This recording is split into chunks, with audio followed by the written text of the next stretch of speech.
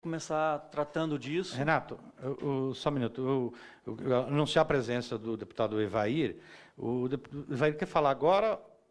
Se eu puder falar agora... Tá, então, só um minutinho. Deputado Evair. Presidente Newton Tato, caros convidados para a nossa audiência aqui na Comissão de Meio Ambiente, falar que o Brasil tem política ambiental não é desse governo, não. É uma vergonha. Nós nunca tivemos política ambiental decente. Nunca tivemos. Tivemos bons programas, programa aqui, programa ali. E digo isso que eu sou da agricultura, eu sou filho de pequeno agricultor, sou técnico agrícola, presidio empresas de pesquisa agropecuária, presidio o Conselho Nacional de Pesquisa Agropecuária e nunca encontrei a transversalidade necessária para tratar da questão ambiental. Primeiro que o país que não tem um projeto de país. Então, já se perde por aí. Quem não sabe para onde vai, qualquer caminho está bom. Não temos um projeto de país, naturalmente não temos um projeto industrial. Aí tem gente que fica falando de reforma de educação. Como que eu vou fazer reforma de educação se não sei para onde que eu vou? Infraestrutura, fez-se gato pingado no país, nada conecta com nada, nada fala com nada, e aí você se perde no projeto também. A pesquisa, não vou nem falar. Gastou-se até muito, sem critério, e nos últimos anos, um desmanche completo, porque criaram estruturas rígidas, caras, que naturalmente, esteja quem estiver no governo, não tem dinheiro para manter. Criou-se expectativa daquilo que não podia se entregar. Aí, as questões ambientais, naturalmente, têm impacto disso, porque um desenvolvimento sem planejamento gera o quê? Um impacto ambiental maior. Porque não tem nenhuma ação do homem sobre a terra que não tenha impacto ambiental. No uso, porque toda ação nossa tem um impacto de ar, água e solo. Então, como mitigar tudo isso? Com planejamento e bem estruturado. As rodovias nossas, ao longo dos anos, ao longo da nossa história, é uma vergonha. Um dos maiores causadores de dano ambiental no Brasil são as rodovias. As federais, as estaduais e as municipais. É incrível a nossa capacidade de fazer a lambança. Principalmente no quesito água. É incrível como que o Newton Tato usa muito a palavra dialogar. Nossas rodovias não dialogam com recursos hídricos. As nossas estradas têm pouca utilidade. Cumprem uma premissa, mal e porcamente, que é levar as pessoas. Poderia ser usado para projetos de barragem, para contenção de erosão. O Brasil tem um negócio que eu sou encrencado com isso, para tratar a questão ambiental, que é o tal do meio-fio, não sei, política do meio-fio. Para mim, é política para roubar. Ninguém checa o negócio, ninguém confere, e o meio-fio no Brasil ele é um acumulador de água para jogar no outro lugar e fazer o estrago que faz. Anda para as rodovias do Brasil fazendo essa observação. Ou seja, a engenharia, o projeto, não dialoga com aquilo que pode ser feito. Isso é só um exemplo claro. Recentemente, eu tive que ir ao estado de Roraima acompanhar um desastre aéreo que vitimou funcionários do nosso IBAMA. Eu estive lá no local, a Encantar, na região, um acidente aéreo. Depois tive a oportunidade de, com o Exército Brasileiro, sobrevoar parte do Amazonas e passar uma boa semana lá, conhecendo o impacto. Não é sério. Aquilo é condição de trabalho.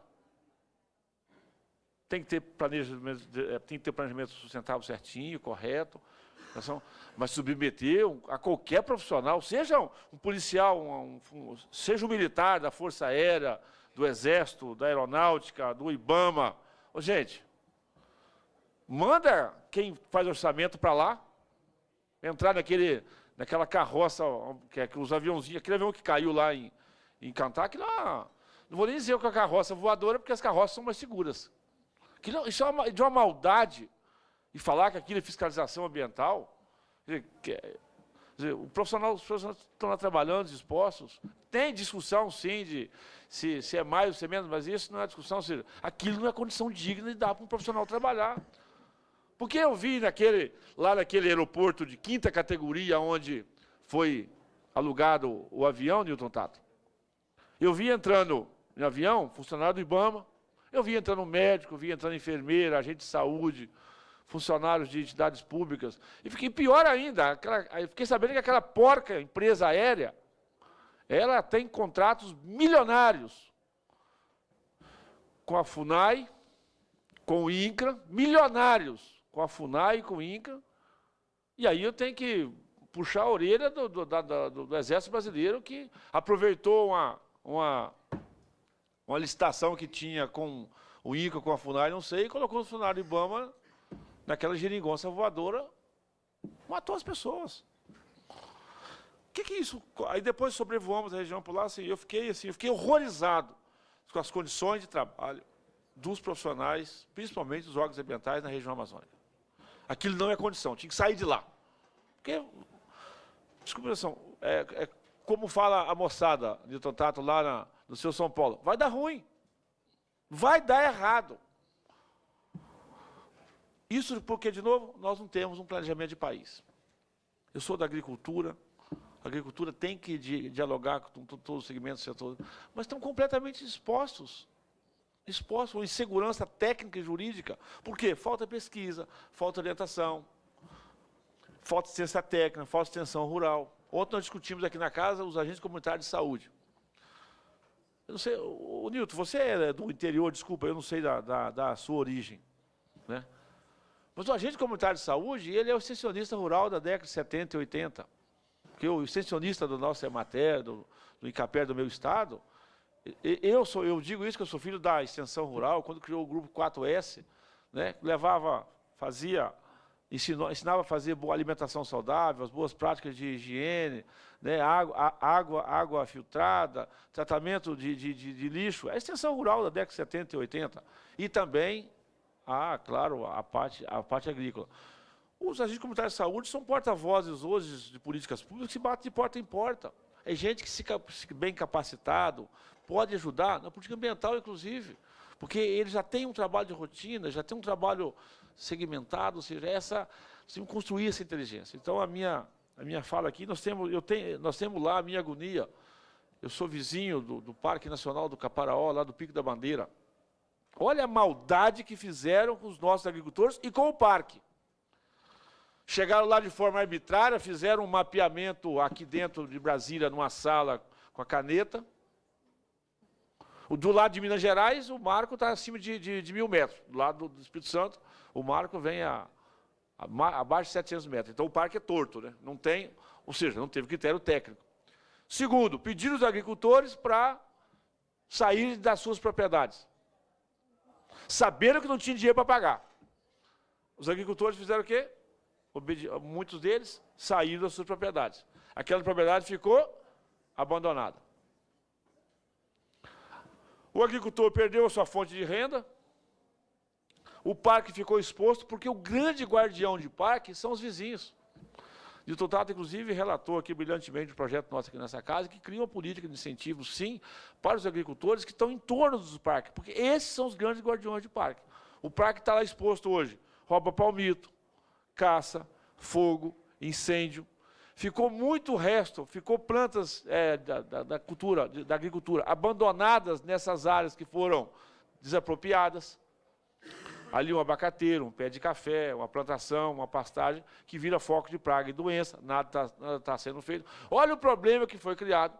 Não era melhor ter combinado com os vizinhos uma política integrada e tal, do que fazer na canetada, simplesmente para poder ampliar a área do parque? E aí me cria um problema sem solução. Agora, nós estamos há mais de décadas, saímos dessas áreas, o agricultor não pode voltar, essa área está abandonada, não desapropriou, está lá exposto. E aí, eu vou falar o quê para aquele povo?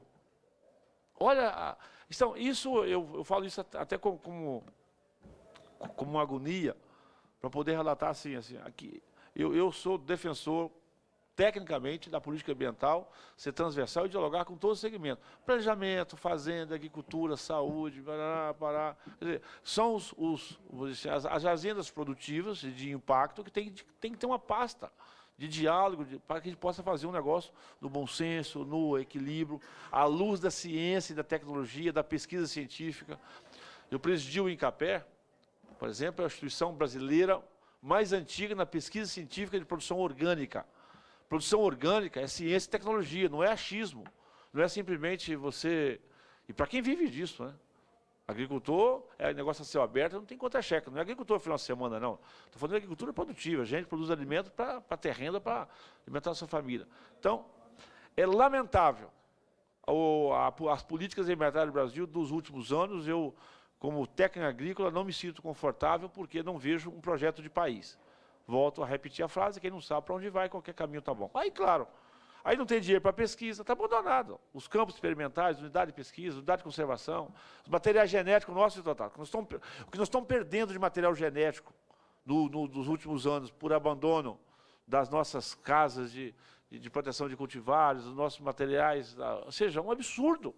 E aí está a riqueza do Brasil. O Brasil querendo importar leite, importar cebola. Daqui um dia vai importar açaí, viu? Não vai demorar, não.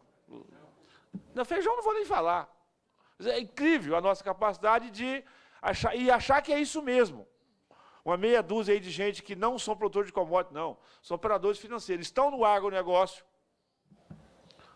E são operadores financeiros. E tem o agronegócio para o seu negócio. Nada contra...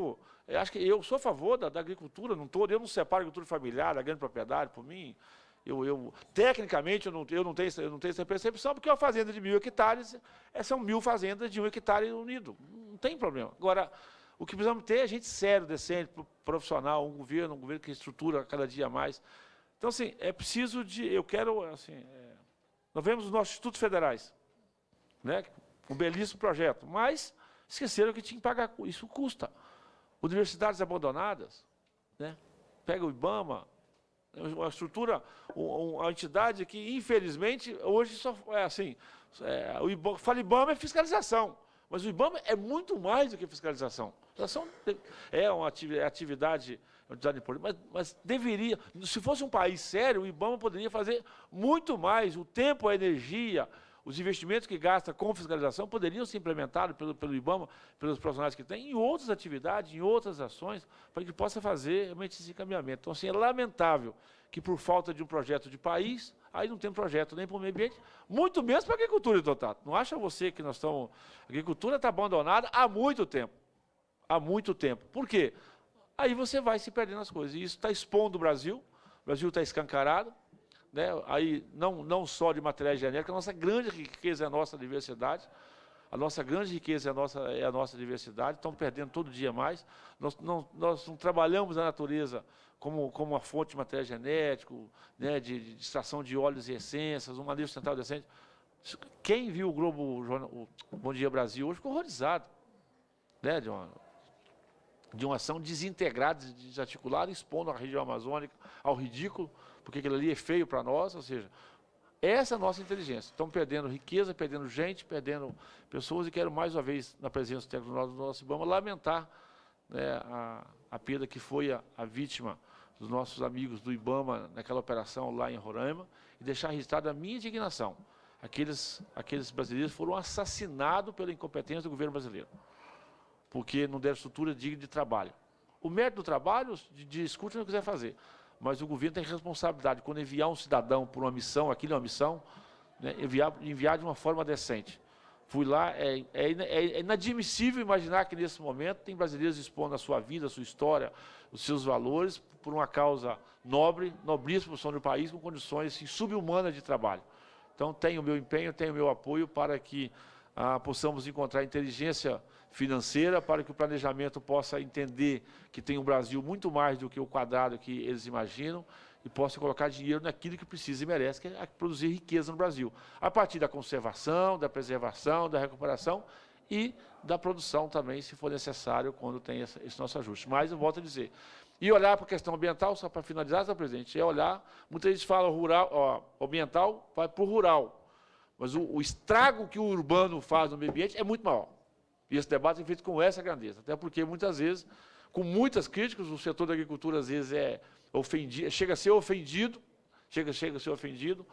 e por um debate de quem não é da área, mas tem que discutir seriamente aqui o impacto, o estrago, a poluição. Quer dizer, os produtos químicos que nós colocamos no espaço perímetro urbano do Brasil é muito maior do que em qualquer outra atividade. Então, nós temos quero discutir a questão ambiental, os impactos de fiscalização do urbano brasileiro. Os nossos PDUs, as nossas intervenções, as nossas construções, chamar o CREA para cá, chamar os conselhos de engenharia, os conselhos de arquitetura para cá. Precisamos de discutir a questão ambiental a partir do urbano também, porque eu estou convencido tecnicamente que, embora a gente não tenha essa visão, o impacto é muito maior. É só ver Brasília, que deveria as coisas ser feitas aqui. Isso é um equívoco.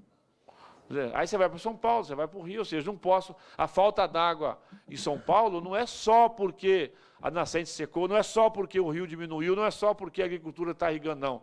Porque permitiram construir aquilo lá. Alguém permitiu. No Brasil, você tem um terreno ao lado da cidade, você faz loteamento. Cidade tem que ter limite para crescer.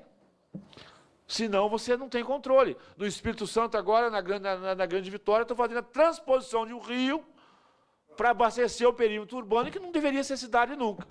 Aí, agora, o que estão fazendo? Não pode irrigar, os agricultores irrigavam, não pode... A própria cidade de onde ela está com deficiência de água, ela está gastando milhões de reais para fazer a transposição para um perímetro urbano que há 20 anos atrás não tinha uma casa. E hoje tem mais de 100 mil moradores. E ninguém trata disso. Então, eu quero me colocar à disposição para fazer a boa defesa para recursos suficientes para que as questões ambientais do Brasil possam ter a grandeza que precisa e merece. Obrigado, deputado Ivair. Renato.